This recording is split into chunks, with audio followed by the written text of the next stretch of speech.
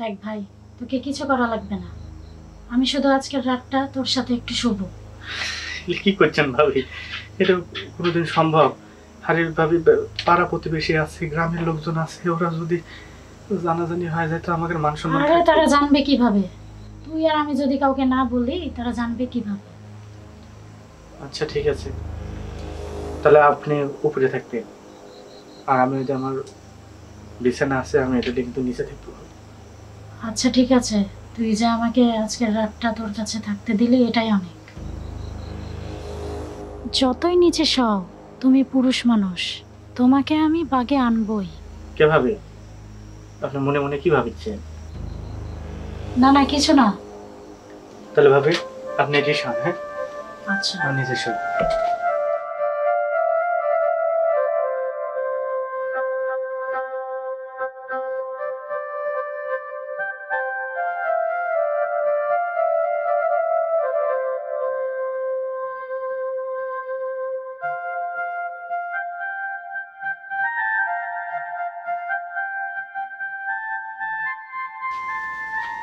ভাবি এই বালিশটা দেন।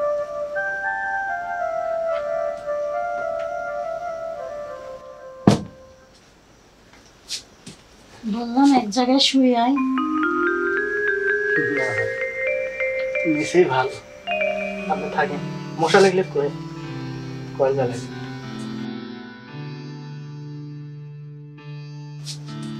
বললাম এক জায়গায় শুয়ে আয়।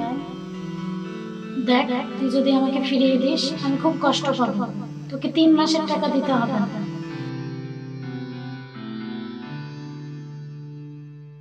তুই যে আমাকে আজকের রাতটা তোর কাছে থাকতে দিলি এটাই অনেক। তুই আর আমি যদি কাউকে না বলি তারা জানবে কিভাবে?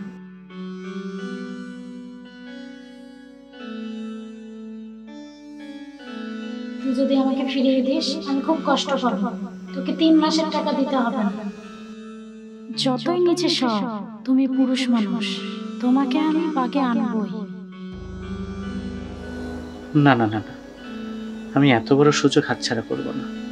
আমি যদি একবার হেলেনা ভাবিকে খুশি করতে পারি না, আমার বিশ্বাস তার কাছ থেকে সুদের উপরে যতগুলো টাকা আমি নিয়েছি তাতে আমি অনেক ছাড় পাবো। কিন্তু আমি যে বউকে কথা দিয়েছি, তুমি ছাড়া অন্য কোনো নারীকে আমি কোনোদিনও স্পর্শ করব না। না, আমি কি ভাবছি এসব? সম্ভব না। আমার কাছে আমার বউয়ের ওয়াদাটাই বড়। আমি ওয়াদা ভঙ্গ করতে পারবো না। যতই ঝড়ঝাপটা আসুক না কেন, আমি আমার সিদ্ধান্তে অটল থাকবো।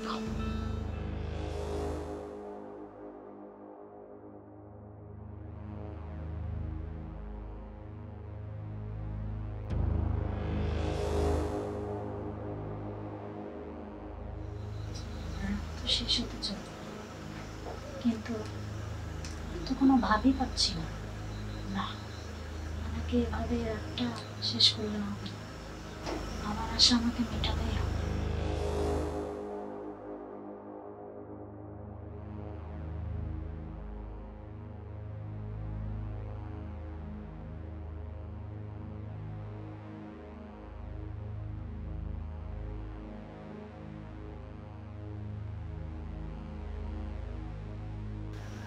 লিটন, হ্যাঁ লিটন। ভাবি আপনি ঠিক? দেখ ভাই, সকাল হতে চললো। তুই যদি আমার মনের আকাঙ্ক্ষা পূরণ করতে পারিস, তোকে সুদের সব টাকা মাফ করে দেব। তোকে আসল টাকাও দেওয়া লাগবে না। দেখেন ভাবি, এটা কোনোভাবেই সম্ভব না। আমি বইয়ের কাছে ওয়াদা করছি, যতই ঝড়ঝাপটা আসুক একমাত্র তুমি ছাড়া দ্বিতীয় আর কোনো নারীকে আমি স্পর্শও করে দেখব না। আচ্ছা, তোর বউ কি দেখবে না জানবে বল? বউ না দেখুক, কিন্তু উপর আল্লাহ তো দেখবে। আল্লাহ কাছে যে কেউ যদি আমার নামে ওয়াদা করে আর সে ওয়াদার যদি বরখিলাপ করে, আমি তাকে ধ্বংস করব। আমি আল্লাহ সেই অভিশাপ, সেই ধ্বংস জীবনে নিজের করে নেব না ভাবি, জীবনে। কিন্তু তুই যে আমাকে সুদ দিচ্ছিস, এটাও তো মহাপাপ। ঠিক আছে, সুদের টাকা দেয়া নেয়া দুটোই মহাপাপ। কিন্তু ভাবি, আমি আপনার থেকে যে টাকাটা লিছি ওই টাকা আমার মেয়ের চিকিৎসার জন্য দিয়েছি। আমার দেয়ালে পিঠ ঠেকে গেছিল, এছাড়া আমার কোনো উপায় আছিল না। তবে আপনি যদি একটু ধৈর্য ধরেন, আমি গায়ে খাইটা হোক, শ্বশুরের থেকে, সমুদ্রের থেকে, যেভাবে হোক টাকাগুলো নিয়ে আমি টাকাগুলো শোধ করে দিব ভাবি। আমি আর এই সুদের টাকা রাখবো না। তোর মতো স্বামী ঘরে ঘরে থাকার দরকার ছিল রে। আর স্বামীদের এই অধপতনের জন্য কত শত ঘর ভেঙে যাচ্ছে। আমার স্বামীকেই দেখ, মেয়ের নেশায়, মদের নেশায় আমার সংসারটা একদম ধ্বংস করে দিয়েছে। তোর ধৈর্যে আমি মুগ্ধ রে। আজ থেকে তোকে 1 টাকাও লাভ দিতে হবে না। আসল টাকা তোর যবে ইচ্ছা তুই দিস, না হয় না দিস। আচ্ছা যা, তোকে আসল টাকাও দিতে হবে না, যা তুই ভালো থাক। ভাবি আপনার কাছে ছোট্ট একটা অনুরোধ করবো ভাবি। কি বল? আপনি এই সুদের ব্যবসাটা বাদ দেন, এটা মহা পাপের ব্যবসা। আপনি একটা ভালো কিছু করেন ভাবি। আচ্ছা ঠিক আছে, আমি চেষ্টা করব। আপনি আসলে মহান ভাবি। আসলে ভাই যেটা করিচ্ছে খুব ভুল করিচ্ছে। আমি আল্লাহর কাছে দোয়া করি ভাইজান ভালোর পথে আসে, আপনাকে সময় দেয়। আমি আল্লাহর কাছে এই দোয়াটাই করি। আপনি আমার বড় উপকার করলেন ভাবি। তাছাড়া এত বড় একটা সংসার নিয়ে এতগুলো টাকা দিয়ে, মানে সুদের চাপ যে কি চাপ ভাবি, আমি একবার পড়ে বুঝতে পারি না। আপনি কোথাও সারা জীবন মনে থাকবে ভাবি, সারা জীবন মনে থাকবে। তাহলে যান, সকাল হওয়ার আগে চলে যান, লোকজন দেখলে আবার কি ভাববে। আচ্ছা ঠিক আছে, তুই ভালো থাক, আমি আসি। আচ্ছা ঠিক আছে। হে আল্লাহ, আমার এত বড় একটা ঋণের হাত থেকে তুমি বাঁচাইলে আল্লাহ। আসলে সবকিছুই হচ্ছে আমার ধৈর্যের জন্য।